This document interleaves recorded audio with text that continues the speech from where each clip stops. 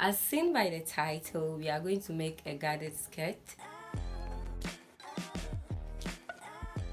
You are welcome to Olives. If you are new to this channel, hi, my name is Olivia. If you are a returning subscriber, thank you for always stopping by. In this video, I'm going to make a gathered skirt and I would like to share with you. Please keep on watching and let's get right into the video. The fullness of your gathers or ruffle depends on the amount of fabric you have and of course the amount of ruffle you personally want. So my round waist is 28. The least amount of ruffle you need to have for gathers is multiplying your waist by 2.5, at least 2.5. I am currently having 2 years of satin, okay, and I cut the waist or the wideness along the grain or the selvage of the satin. Okay, so the full width is almost 60. I want more ruffles, so I'm going to multiply my waist by 4.5. So I'm going to add another width of 60. I also added about 20 inches more to all of this, okay, so I can have more fullness. The length of the fabric I've cut is 20, but I want my full length to be 21, okay, and I also want my band to be 2 inches, so deducting 2 inches from the full length, I have 19. Now I need half inch to join the waist of the skirt to the band and also half inch to hem the lower part of the skirt. So now I have 20 inches, which gives me this current length. Okay, next I'll join all the pieces together to have a full rectangle. After doing this, I'll join the center back of the skirt, leaving the width of the zip I want to fix. Then I'll hem the lower part. We need to loosen the stitches for easy gathering, okay? I'll regulate my stitches to the lowest one, which is 0. I made 2 different long stitches. The first one started with 1/4 of an inch and the second one was just a little below the stitch. I also made sure that the right side of the material was facing downwards because I want to pull from the right side, okay? I'll pick the thread from the part that faced the bobbin, all right? Before I gather, I'm going to find the midpoint of the material like this. So I'll gather from one side to meet the midpoint and from the other side to also meet the midpoint, okay? Sometimes after gathering you might not be able to find the midpoint of your waist.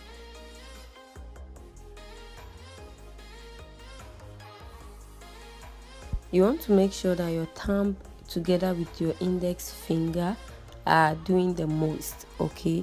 They are pulling or they are gathering while the other hand holds the thread in place.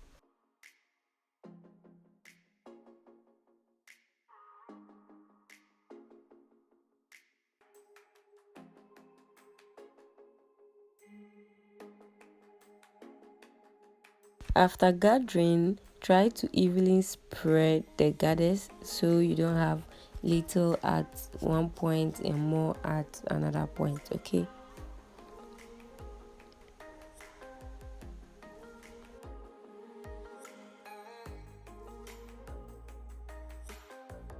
Before you lock your gathers, make sure you measure away from the zipper allowance to the other side of the skirt and be sure that you have your exact waist measurement, okay?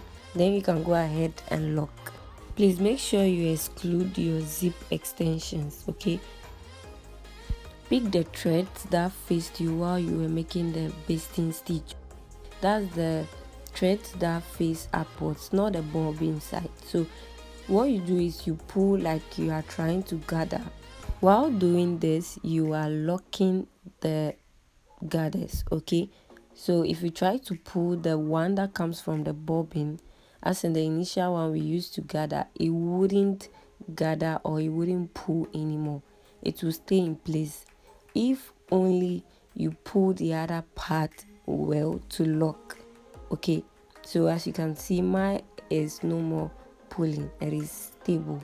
All right, you can also lock this way. Let's assume this is our skirt. Okay, I'll bring the other thread from behind to meet the one facing me. Okay, this way I'll have all the threads at one side.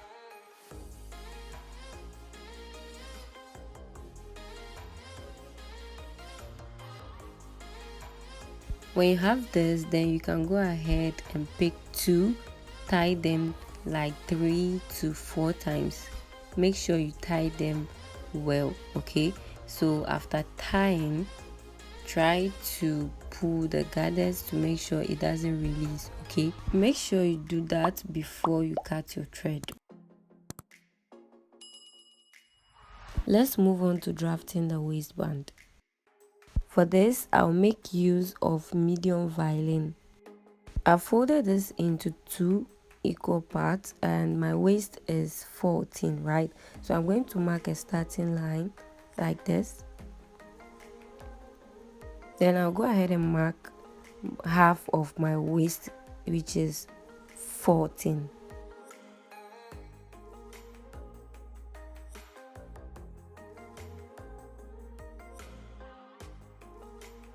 Now after this, I'll find the midpoint of the waistband. Meanwhile, this is the center front and the other side is the center back. Okay, so I'm going to find the midpoint of the 14 inches, which will be 7. In other words, quarter of my waist, right? So that is what I'm going to mark at the midpoint here. And this is going to serve as the side of my waistband, while here is the center front and we have a center back. Now I'll go up by 1 inch from the center back, and I do not want to use any straight line, so I'll make use of a sharp curve to connect the 1 inch to the midpoint like this.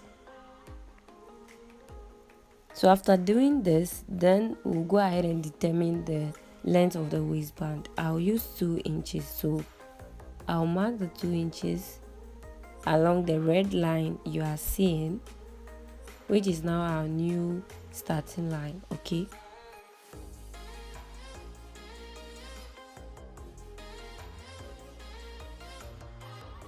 I'll go ahead and connect all these points together.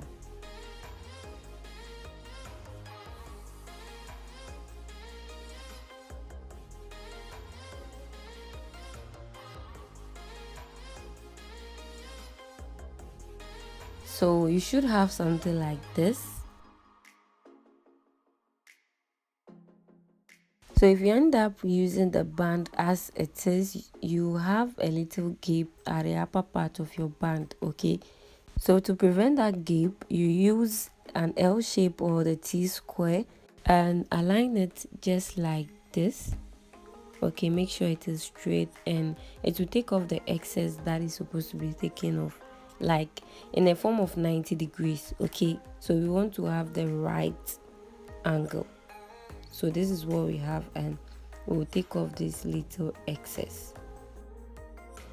I'll go ahead and cut this out.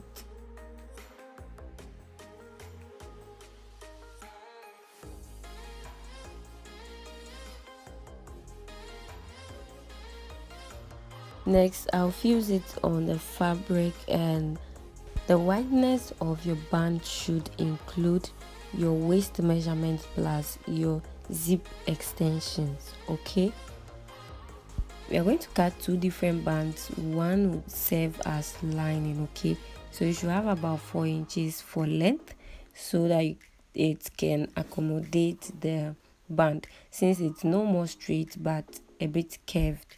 Okay,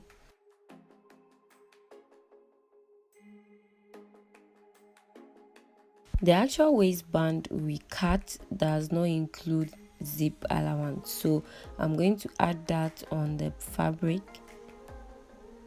and I'll do this on both sides of the band, which is the center back. I'll also go ahead and add 1/2 inch allowance to the bottom part of the band. That's the part that will be joined to the waist of the skirt, and I'll do this and connect all these points together.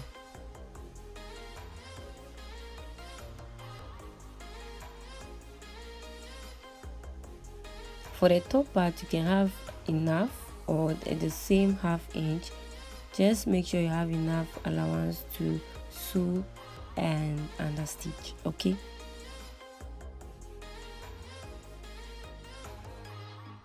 This is what I have. I'll go ahead and iron the allowance upwards like this to have a crease line, and I'll do this on both ends of the band.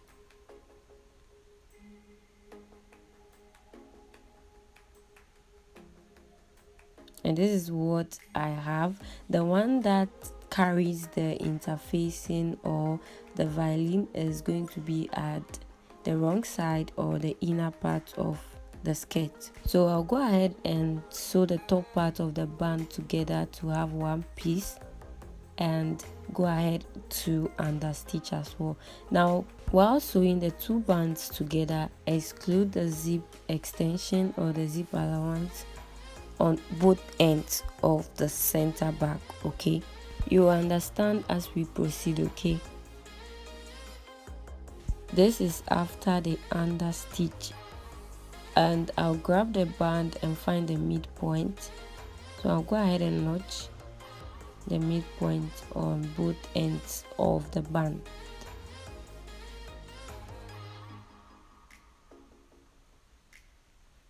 And also find the midpoint of the skirt.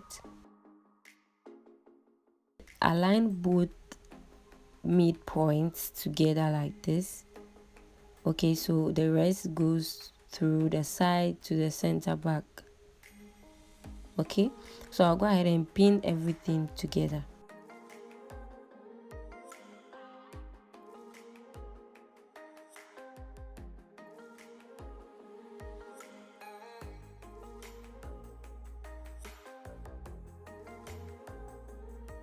So the next thing now is to sew the waistband together with 1/2 inch. Alright, so this is what I have. We will move on to attach zip, and I'm going to use an invisible zip, okay? So now the space we left whilst joining the two bands together, that's the top. That is where the zip is going to start from, okay? Now this rubber or the stopper is going to align with the beginning of the main band except the allowance of the band, okay? So I'm going to notch where I want this zip to start from. Mind you, the allowance or the excess of the zip does not include the starting point of the band. So the excess of the zip is going to go together with the allowance of the band, if it makes sense, okay?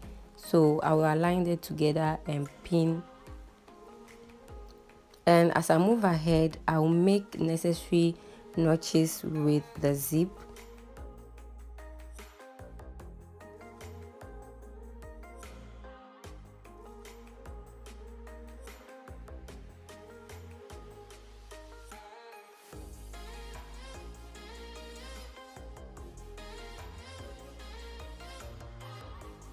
I'll repeat the same thing to the other side of the skirt, and I also added interfacing. To the zipper line, you may also use a soft violin, okay? So I'm going to go ahead and sew all of this together, and this is how it looks. I didn't stitch so close to the zip so I can be able to close easily while wearing, okay? And if you end up having any excess thread or gathered stitch like this, please do well to pick it to have a neat finish, okay?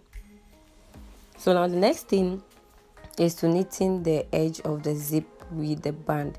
So open up the zip like this and pin the two bands together like this. So you stitch like we did and also understitch. Cut off the excess of the zip before you understitch. Okay, this is how mine looks like after understitching. We are almost done. So the next thing is to fold the other band just like you see me doing to the edge like this, and also make sure the joining allowance we added also folds up just as you see. Okay, so we are going to stitch from the beginning to the end of the band. So make sure you don't stitch on the zip but just close to the zip. Okay, I always try to give different ways you can do a particular thing. Okay, so if you end up stitching the whole band and under stitching, make sure the stopper begins at the beginning of the main band like this. You see? Okay, then when you do that, you push the excess of the zip like this, just shift it this way away from the zip. Okay, just like this. You can go ahead and pin to just have it in place, and then you fold the band on it this way. You see? So after folding, you pin just like we did to the other side of the band. Okay, so I'll go ahead and stitch these two ends together. So this is how it looks. The next thing is to trim off excess. So after doing this, you turn the band inside out like this. So automatically the excess or the allowance we added will fold into the band. Okay, now to stitch the inner band in place, make sure your allowance or the excess you have faces inward. Okay, it's in between the two bands, and then you place the inner band on top and pin. So you do this all around, and this is how mine looks like. The next thing is to stitch the band in place. That's the inner one, and to do this, you are going to hold the two ends like this. Okay, and pull them like you want to understitch. While doing this, just stitch in between the two, like do not stitch on the band, neither down here, but make sure it's in between. Okay, so I'll go ahead and do that and I'll show you the result. Okay, this is how it turned out. If you enjoyed this video and also learned something, please give it a thumbs up. If you are yet to subscribe, hit on the subscribe button and also turn on your notification bell to be notified whenever I upload a new video. Thank you for always watching my videos. I'll see you in the next one.